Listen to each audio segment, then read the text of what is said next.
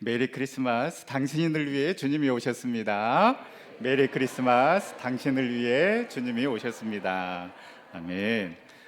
어제 저희가 이제 3년 만에 또 우리 아이들, 또 우리 자녀들, 또 부모님들, 선생님들, 또 우리 성도님들이 함께 모여서 이제 성탄 발표회를 했는데요. 너무나도 행복한 시간이었습니다. 특별히 이렇게 이 내내 찬양 드리고 또 발표하는 그 시간 내내 그 아이들의 웃음소리가 넘치는 것을 보면서 정말 참으로 행복한 시간이었고요. 예수님의 생일 잔치 매주마다 이렇게 했으면 좋겠다라는 그런 생각이 들었고, 또 우리 전성교회가 정말 비전이 있고 소망이 있구나라는 것을 다시 한번 확인하는 시간이었습니다. 성탄절 우리의 참 소망 되시는 그 예수 그리스도로 말미암아 정말 우리가 정말 그 주님으로 참된 그 기쁨과 은혜를 마음껏 누리는 그런 복된 이 성탄절이 될 수 있기를 간절히 소망합니다. 또한 이 예수 그리스도께서 여기까지 우리를 인도하여 주셨고 또 앞으로도 인도하여 주실 그 주님을 기대하며 살아가는 우리 전생의 모든 성도님들의 삶이 될 수 있기를 간절히 소망합니다.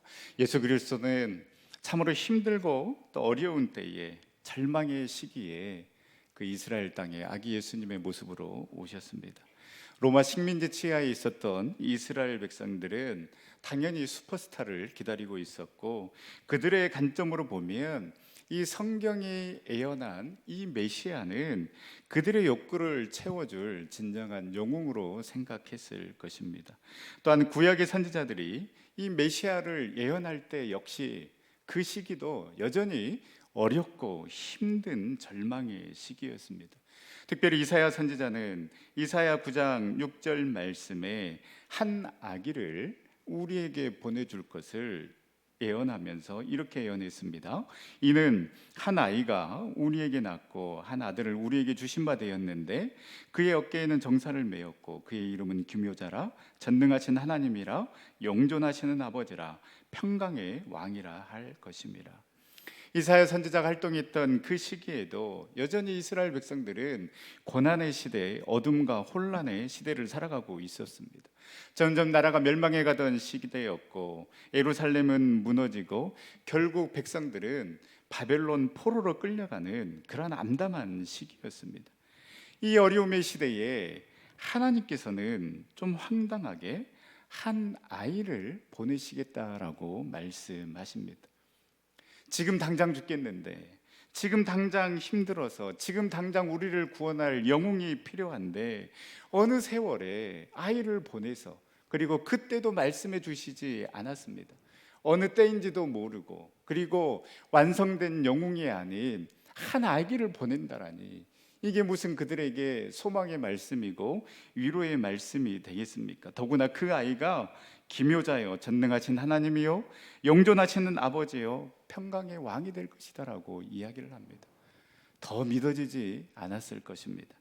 그러나 하나님은 영웅을 보내시지 않으셨습니다. 슈퍼스타를 보내지 않으셨고, 완벽한 사람, 능력 있는 사람, 힘 있는 사람을 다 갖춰서 보내시지도 않았습니다.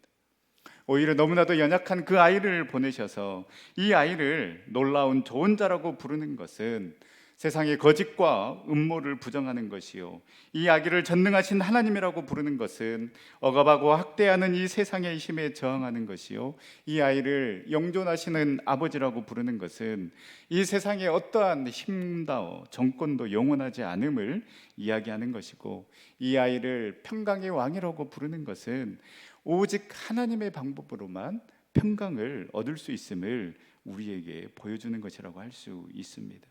때로는 하나님의 방법이 너무나도 답답해 보입니다.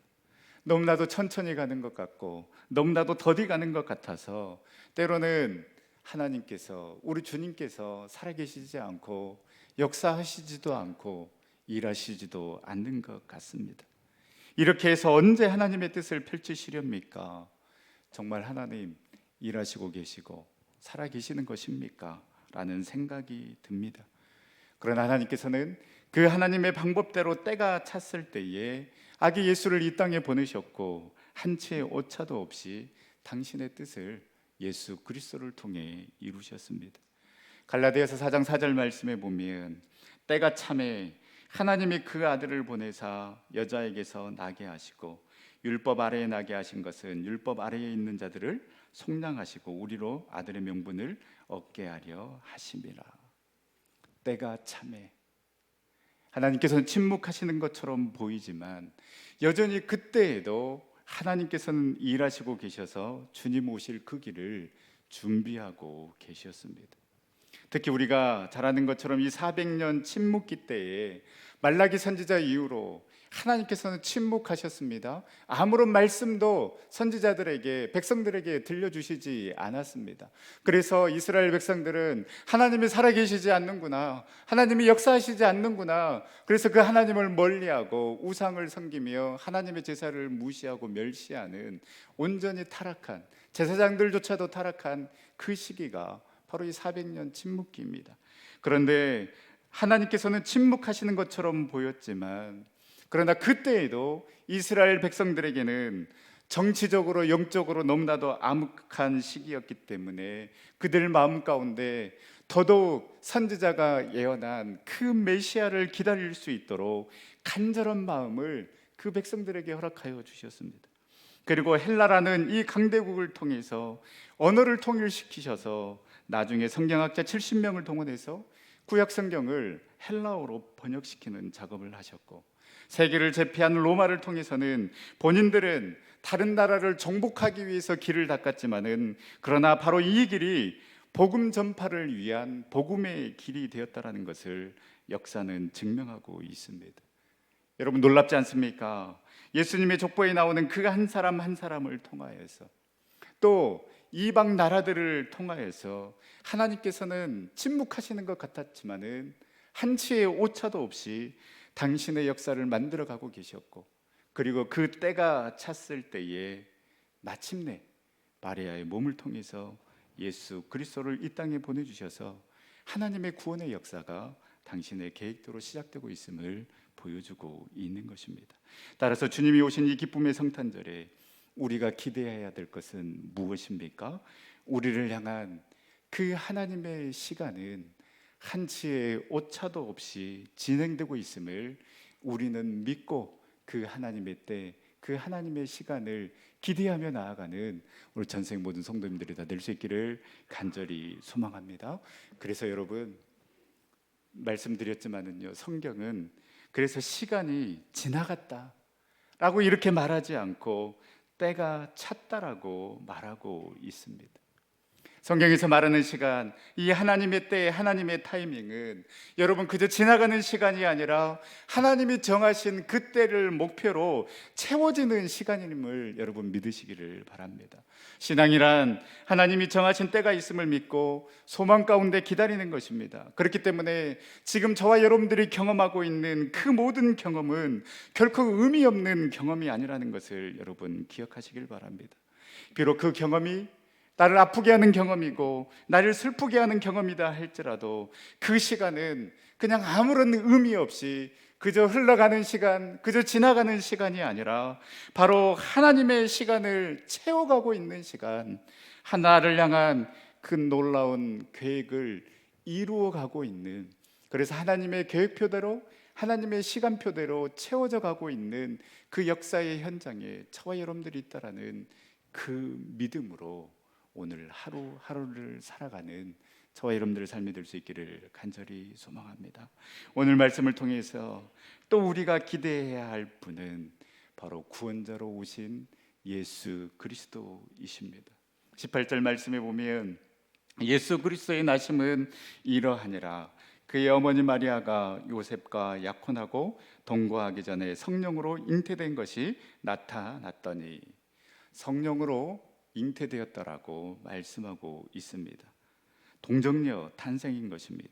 사실 이 예수님의 탄생을 우리가 축하하고 기뻐한다라는 것 자체가 여러분 엄청난 믿음이 전제되어야 가능한 것입니다. 왜냐하면 예수님의 태어남은 바로 인간의 태어남과 다르기 때문입니다.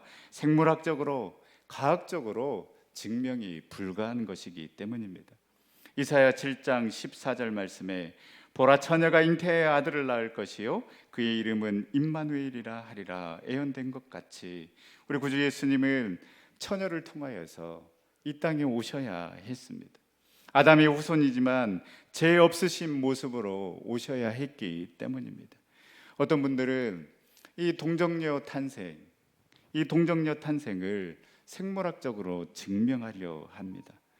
여러분, 이 동정녀 탄생은요, 증명의 대상이 아니라 믿음의 대상인 줄 믿습니다. 그래서 유명한 칼바르트 신학자는 이렇게 이야기를 했습니다. 인카네이션, 즉 이 성육신 이 사건은 오직 믿음으로만 이해해야 한다. 기독교는 처음부터 기적의 종교이다. 기적을 믿지 않는다면 기독교와는 아무 상관이 없는 사람이다. 우리의 신앙은 동정녀 탄생이라고 하는 기적을 시작으로 해서 예수님의 부활이라고 하는 기적을 믿는다라고 칼바르트는 이야기를 했습니다. 그렇습니다. 우리가 예수 그리스도의 탄생을 축구하고 기뻐한다는 것은 바로 믿음이 전제된 축하이고 기쁨이 있는 것입니다. 그래서 우리는 기적 속에서 살아가는 자들입니다. 예수님의 그 동정녀 탄생이 기적이고 또 예수님의 부활이 기적이고 그 예수님의 동정녀 탄생과 그 예수님의 부활이 믿어져서 그 예수 그리스도를 나의 구주로 영접하고 그 주님과 함께 동행하고 있는 삶을 살아가는 저와 여러분들이 지금 기적의 삶을 살아가고 있는 것입니다. 이처럼 성령으로 잉태되어 우리 주님께서 이 땅에 오셨습니다. 이 동정녀 탄생으로 오신 것도 기적이고 그렇게 오신 예수 그리스도를 믿고 기뻐하는 것 또한 우리는 기적 가운데 살아가는 사람입니다.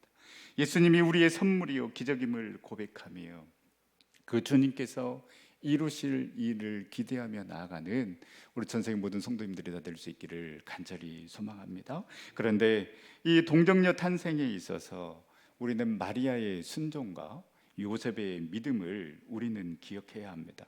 오늘 우리가 읽었던 마태복음에는 요셉의 믿음에 초점을 맞추고 있고요. 누가복음 1장에 보면 이 마리아의 순종에 초점을 맞추고 있는데요. 오늘 말씀에 보면 요셉은 의로운 사람이라고 기록하고 있습니다. 자기와 약혼한 이 마리아와 동침하지 않았음에도 마리아의 배가 불러왔을 때에 요셉은 이 마리아의 죄를 추궁하지 않고 조용히 끊고자 했습니다. 분명히 요셉의 마음 가운데는 그런 마리아를 향한 어떠한 배신감, 분통함이 있었을 것입니다. 유대 법대로 하면 마리아는 자기를 임신하게 한 그 남자를 밝혀야 합니다.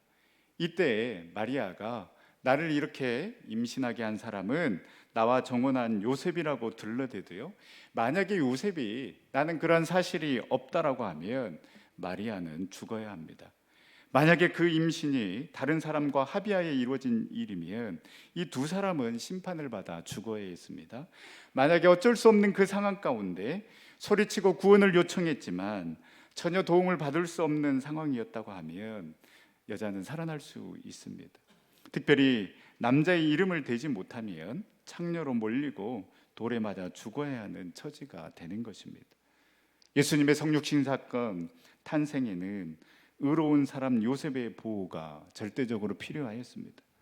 약혼자의 배가 불러오는 그 상황에서 요셉이 생각했던 방법은 그냥 조용히 마리아와의 관계를 끊는 것이었습니다.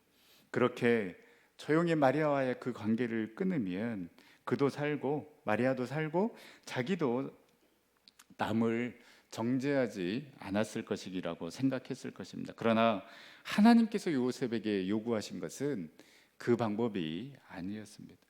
하나님께서는 요셉에게 마리아를 데려오기를 원하셨고 마리아의 배가 불러온 것은 성령으로 잉태된 것이니 무서워하지 말라라고 말합니다. 동일하게 누가복음에 보면 마리아에게도 말씀하셨습니다. 마리아도 사실 당황스럽기는 마찬가지입니다. 배가 불러오는 그 모습을 보면서 나의 약혼자인 요셉은 어떻게 생각할까? 또 사람들은 어떻게 생각할까? 두려움이 당연히 그 마리아 가운데 있었을 것입니다. 그러나 가브리엘 천사가 마리아에게 나타나서 이렇게 이야기를 합니다. 은혜를 받은 자여 평안할지어다, 주께서 너와 함께 하시도다. 말씀하시고 천사가 이르되 마리아여 무서워하지 말라 네가 하나님께 은혜를 입었느니라 라고 말씀하셨습니다. 주님께서는 요셉과 마리아를 찾아가신 것, 우리 주님께서 요셉과 마리아를 찾아가신 것은 바로 평안을 주기 위함이요 은혜를 주기 위함입니다. 그들의 인생을 망치기 위해서, 사람들에게 무한 주기 위해서, 그들의 약혼을 파혼시키기 위해서 예수님께서, 우리 주님께서 찾아가신 것이 아닙니다. 오늘 동일하게 우리에게도 우리 주님은 찾아오십니다. 우리의 마음의 문을 두드리고 계십니다. 주님만이 우리에게 평안을 줄 수 있기에, 주님만이 우리에게 참된 은혜가 되시기 때문에 저와 여러분들을 찾아오시는 줄 믿습니다. 이해가 되지 않는다고, 도무지 일어날 수 없는 상황이라고, 다른 사람의 시선이 무서워서 그 하나님의 음성을 거부한다라면 우리는 평생 그 하나님의 평강과 하나님의 은혜를 누릴 수가 없습니다. 하나님의 평안과 이 하나님의 은혜를 기대하며 살아가는 저와 여러분들 삶이 될 수 있기를 간절히 소망합니다. 세상의 평안과 세상의 기쁨이 아닌 하늘로부터 오는 그 평안과 기쁨을 우리가 맛보아야 하지 않겠습니까? 그래야만 우리는 살아갈 수 있는 것입니다. 너무나도 힘든 삶을 살아가고 있는 우리에게 필요한 것은 바로 하나님의 은혜입니다. 또한 이 성탄절 아침 우리가 사모하고 기대해야 할 것이 바로 하나님의 은혜요 하나님의 평안인 줄 믿습니다. 다른 것에서 우리가 평안과 기쁨을 찾으려 하지 마시고 예수 그리스도를 통하여서, 또 예수 그리스도가 들려주시는 그 말씀을 통하여서 참된 평안과 위로와 축복을 얻는 저와 여러분들의 삶이 될 수 있기를 간절히 소망합니다. 이제 요셉에게 그리고 마리아에게 지금 너희가 잉태한 이 아이가 어떠한 역할을 하게 될 것인가를 말씀해 주십니다.